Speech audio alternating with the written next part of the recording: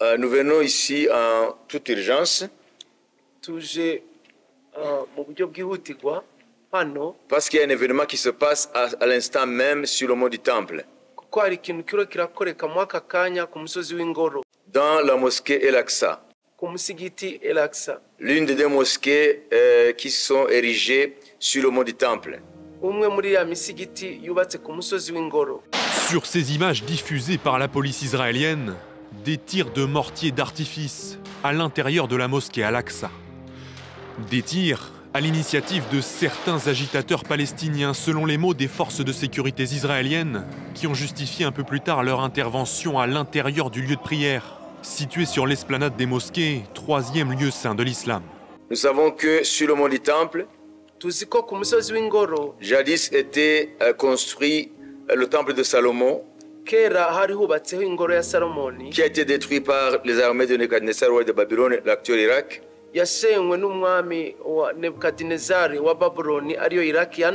qui a été reconstruit par ceux qui sont revenus de l'exil après 70 ans de captivité à Babylone.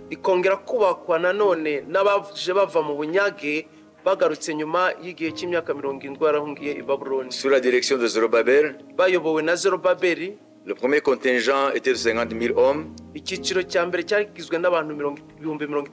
Et plus tard, d'autres sont revenus avec Esdras. C'est cette génération qui a reconstruit le deuxième temple. Et ce deuxième temple, c'est celui-là que Jésus a trouvé sur le mont du Temple. Et après, parce qu'Israël n'a pas reconnu le temps de sa visitation par Dieu, alors Jésus a prononcé une prophétie terrible sur le mont du Temple. Il a dit qu'il ne sera aucune pierre posée sur une pierre. Tout sera détruit. Parce qu'Israël n'a pas connu le temps de sa visitation. Cela s'est réalisé à l'an 110 par l'armée romaine sous le commandement de Titus. Et après, Israël, depuis ce jour-là,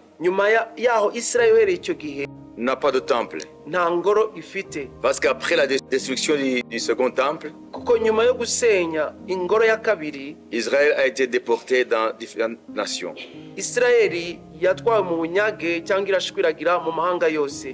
Israël a cessé d'être une nation sur la terre d'Israël.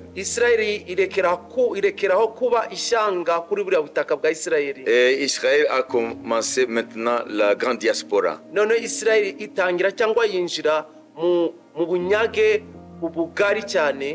Qui a duré beaucoup de siècles.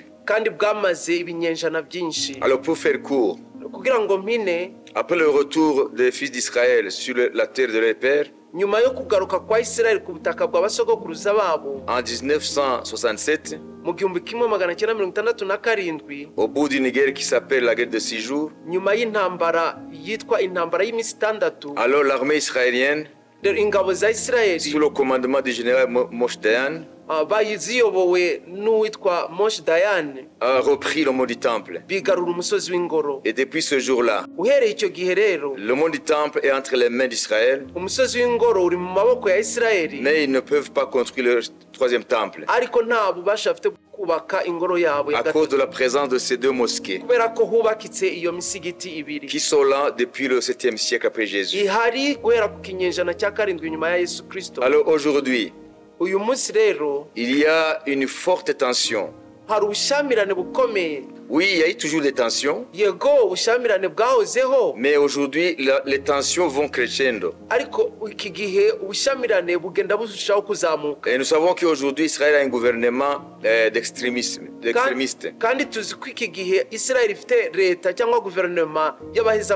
C'est un gouvernement à majorité religieuse, qu'on appelle les orthodoxes et les ultra-orthodoxes.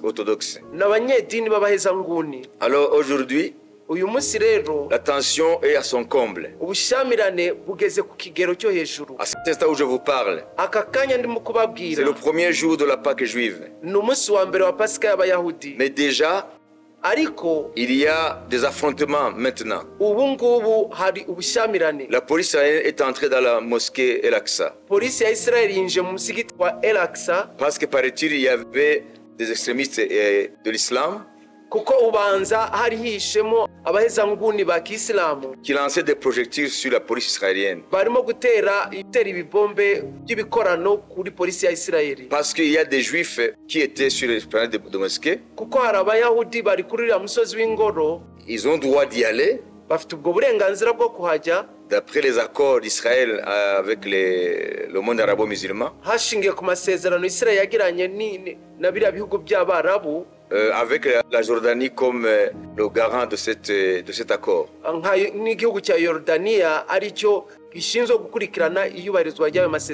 Donc, les Juifs peuvent aller sur le mont du Temple, appelé par les musulmans l'esplanade des mosquées. Ils ont droit, les Juifs, d'y aller, mais de ne pas prier. Alors, lorsqu'ils étaient là, les colonnes des Juifs qui passaient, paraît-il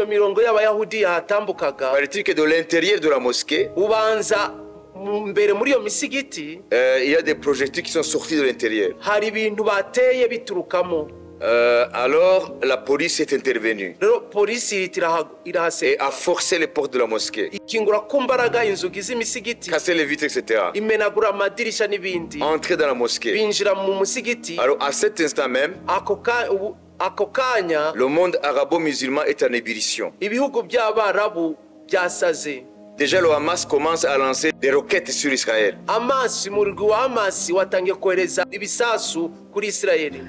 Alors, les spécialistes d'Israël disent que le périmètre le plus explosif sur cette planète, c'est le mont du Temple. Pourquoi? Parce que là, Dieu, dans l'histoire, Dieu est venu en personne. Sa gloire est apparue là-bas. Lorsque Salomon a dédié le temple après avoir construit, selon le désir de son père David. Alors pour être bref, nous disons tout cela pour vous donner un peu l'historique de ce qui se passe sur ce mont du Temple. Alors où est-ce que ces tensions, où est-ce que ces affrontements nous mènent? C'est dans le livre, la seconde épître de Paul aux Thessaloniciens. Deuxième épître de Paul aux Thessaloniciens, chapitre 2. Le verset 1er jusqu'au verset 8. Il est écrit: pour ce qui concerne l'avènement de notre Seigneur Jésus-Christ et notre réunion avec lui, nous vous prions. C'est un rapport avec le retour de Jésus, l'avènement de Jésus-Christ. Pour ce qui concerne l'avènement de notre Seigneur Jésus-Christ et notre réunion avec lui, nous vous prions, frères, de ne pas vous laisser facilement ébranler dans votre bon sens et de ne pas vous laisser troubler soit par quelque inspiration, soit par quelques paroles ou par quelques lettres qu'on dirait venir de nous, comme si le jour du Seigneur était déjà là. Que personne ne vous séduise d'aucune manière, car il faut que l'apostasie soit arrivée auparavant et qu'on ait vu paraître l'homme du péché, le fils de la perdition, l'adversaire qui s'élève. Ce qui est important par rapport à ce qui se passe sur le mont Temple maintenant, c'est le verset 4, l'adversaire qui s'élève au-dessus de tout ce qu'on appelle Dieu ou de tout ce qu'on adore, jusqu'à s'asseoir dans le temple de Dieu, se proclamant lui-même Dieu. Je peux m'arrêter là. Kugaruka kwa Yesu kuzabanzirizwa no guhishurwa k'umugome. Voilà. Donc maintenant tu vas 3-4. Umurongo wa gatatu n'uwa kane. Ntihakagira umuntu ubosha uburyo bwose, kuko umunsi utazaza kurya kwimura Imana kutabanje kubaho, kandi urya munyabugome atarahishurwa ari we mwana wo kurimbuka. Ni umubisha wishyira hejuru y'ikitwa Imana cyose cyangwa igisengwa, kugira ngo yicare mu rusengero rw'Imana yerekane ko ari Imana. Voilà. Donc, pour que l'antichrist, ici c'est l'antichrist. Hano ni antikristo urimo kuvugwa. Pour que l'antichrist aille dans le temple, kugira ngo antikristo abashe kwinjira mu ngoro, mais il faut que le temple soit auparavant construit. Bisaba ko ingoro igomba kuba yarubatswe mbere. Ça veut dire que l'antichrist va être révélé bientôt.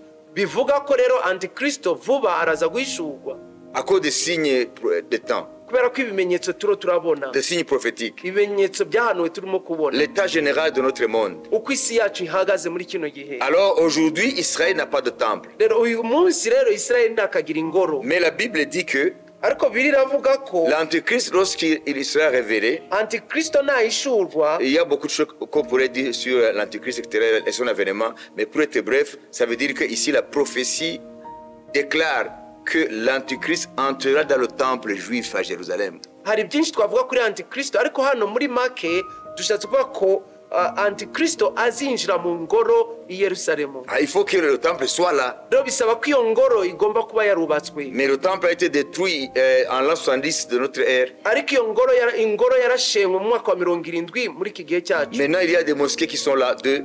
Ubu rero hubatse iyo misigiti ibiri Donc, d'une façon qu'aujourd'hui, personne ne peut imaginer, mu buryo uyu munsi umuntu atatekereza. ces mosquées seront détruites. Iyo misigiti izasenywa, On ne sait pas par quel événement. ntawe ubizi bizagenda gute, Et le temple juif, le troisième temple, sera rebâti. kandi ingoro ya gatatu y'abayahudi izubakwa. Et c'est l'Antichrist qui entrera dans ce temple, antikristo rero niwe uzinjira muri iyo ngoro en vertu de l'alliance qu'il fera avec Israël. hashingiwe ku isezerano azakorana na Isirayeli. Mais Ariko ce temple-là, iyo ngoro il faut savoir que ce n'est pas le temple réellement qui va glorifier Dieu. dukwiye kumenya ko atari ingoro izahesha Imana icyubahiro. Le temple que la Bible a prédit qui va glorifier Dieu, c'est le temple du millénium qui sera érigé sur le mont du temple pendant le règne de Jésus de 1000 ans.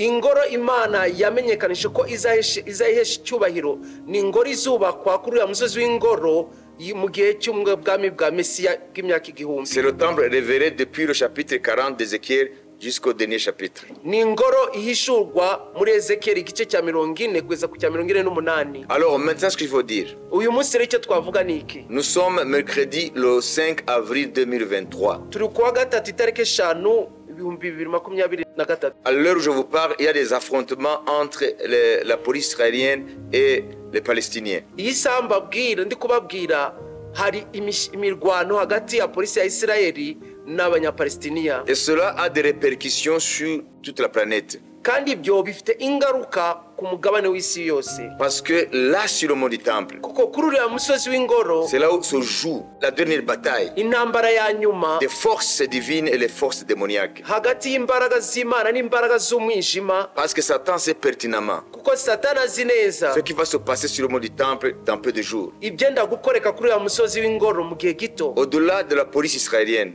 Hirya y'ibyo tubona ibyo polisi ya Isirayeli au-delà de ces Palestiniens-là, n'abo banyapalestiniya, il y a des forces spirituelles. hari imbaraga zo mu buryo bw'umwuka. Parce que ces forces savent que la parole prophétique annoncée par les prophètes sur le mont du temple est en train de s'accomplir. Kuko izo mbaraga zizi neza ko ijambo ry'ubuhanuzi ryahanuwe kuri uriya musozi w'ingoro riri gusohora. Alors je terminerai en vous disant, Rero reka nsoze mbabwira ko dans l'épître de Paul aux Éphésiens, mu rwandiko rwa Pawulo ku banyefeso au chapitre 2, igice cya 2, lorsque nous lisons, iyo tuhasomye Paul révèle quelque chose qui va dans ce sens. Pawulo ahishura ikintu kijyanye n'ayo magambo. Il dit ceci, Avuga ibi ngibi: chapitre 2 depuis le verset 19 jusqu'au verset 22.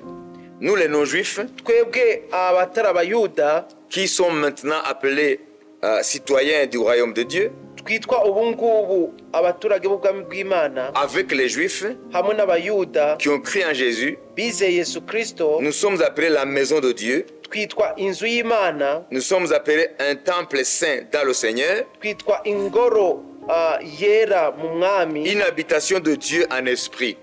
Une habitation de Dieu en esprit. inzu yo kubabwamo n'Imana mu mwuka. Donc ici, Paul révèle que nous, l'église de Jésus-Christ, Hano Pawulo ahishura ko twebwe itorero rya Yesu Kristo, Ephésiens 2, 19, 22, abanyefeso ibice 2:19 gusa ku murongo wa 22. l'église de Jésus qui est composée des païens convertis, des non-juifs convertis et des juifs convertis à Jésus, Itorero rya Kristo rigizwe n'abanyamahanga bahindukiriye Yesu Kristo n'abayuda bizeye Yesu Kristo. la Bible nous appelle la maison de Dieu, Bibiliya itwita inzu y'Imana, nous appelle un temple saint dans le Seigneur, ikatwita ingoro yera y'Imana, une habitation de Dieu en esprit.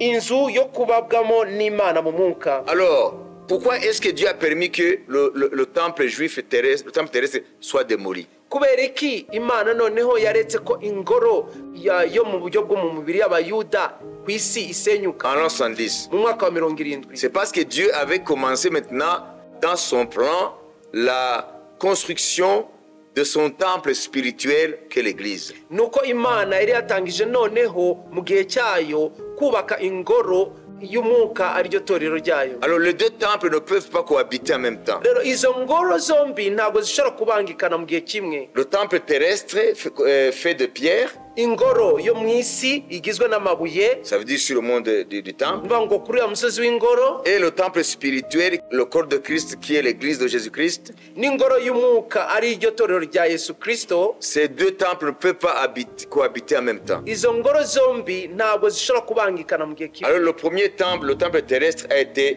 mis de côté, détruit. Rero ingoro ya mbere ariyo yo mu buryo bw'umubiri yo ku isi Et Dieu yarashenywe. est en train de construire le temple spirituel, ça veut dire l'Église. Imana reka birirubaka ingoro yo mu mwuka ariryo torero. Et les chrétiens sont appelés des pierres vivantes dans l'édifice. Abakristo nabo bakitwa amabuye mazima yubatse iyo nyubako. Et Jésus étant le fondement et la pierre angulaire. Yesu akaba ariwe rufatiro kandi n'ibuye rikomeza imfuruka. Alors lorsque le temple spirituel va quitter le monde, Rero igihe ingoro yo mu mwuka izavanwa mu isi, que la Bible appelle l'enlèvement des saints, aribyo Bibiliya yitwa kuzamurwa kw'abera, alors le chemin sera ouvert pour que les Juifs rebâtissent le troisième temple. rero inzira izaba ikinguye ngo Abayahudi bubake ingoro yabo ya Alors, gatatu. ce que nous voyons maintenant, Rero ibyo turiho turabibesha amaso c'est none un message pour l'Église. ni ubutumwa ku itorero, Parce que l'Église va partir kubera ko iri torero rirenda kugenda pour que le troisième temple soit reconstruit. kugira ngo ingoro ya gatatu yongere yubakwe.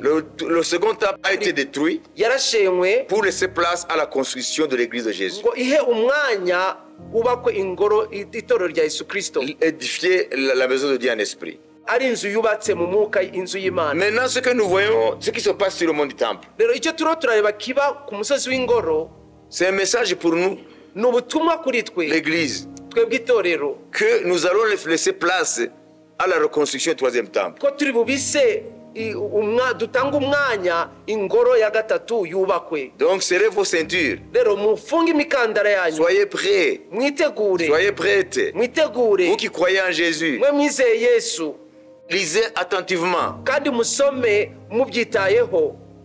Luc 21, Luka 21 au verset 23. umurongo wa 23. Ça, c'est un réma aujourd'hui pour chaque enfant de Dieu.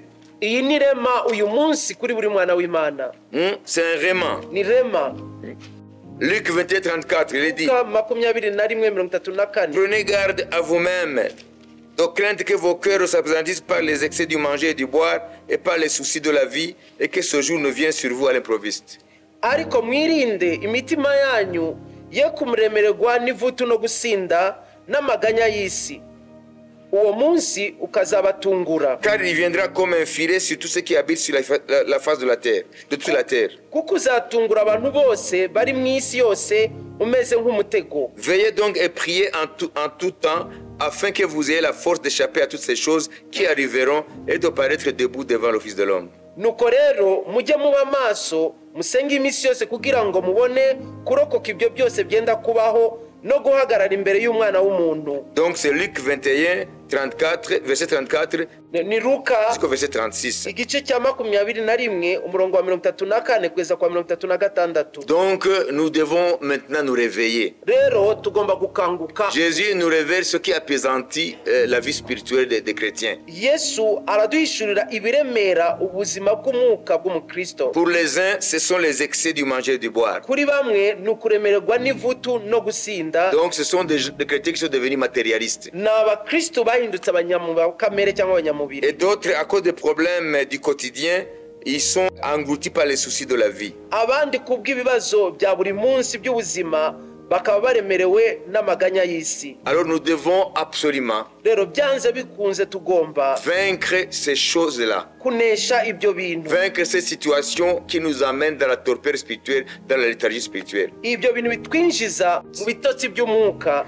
Nous devons nous réveiller. Tugomba gukanguka. Que celui qui possède ufite qu'il soit comme s'il ne possède pas. amere nk'udafite, Et que celui qui ne possède pas les choses du monde, kandi udafite iby'isi qu'il se réjouisse parce qu'il est riche par rapport aux richesses célestes. anezerwe kuko ari umutunzi mu by'ubutunzi bwo mu ijuru. Il est temps de nous réveiller. Harageze ko dukanguka. Dieu parle par les événements qui se passent à l'heure même sur le mont du temple. Imana iri kuvugira mu bintu biriho birakoreka aka kanya ku musozi w'ingoro. Et je finirai en disant, Reka nsoze mbabwira, Maranatha, Maranatha, le Seigneur revient bientôt. umwami araje vuba.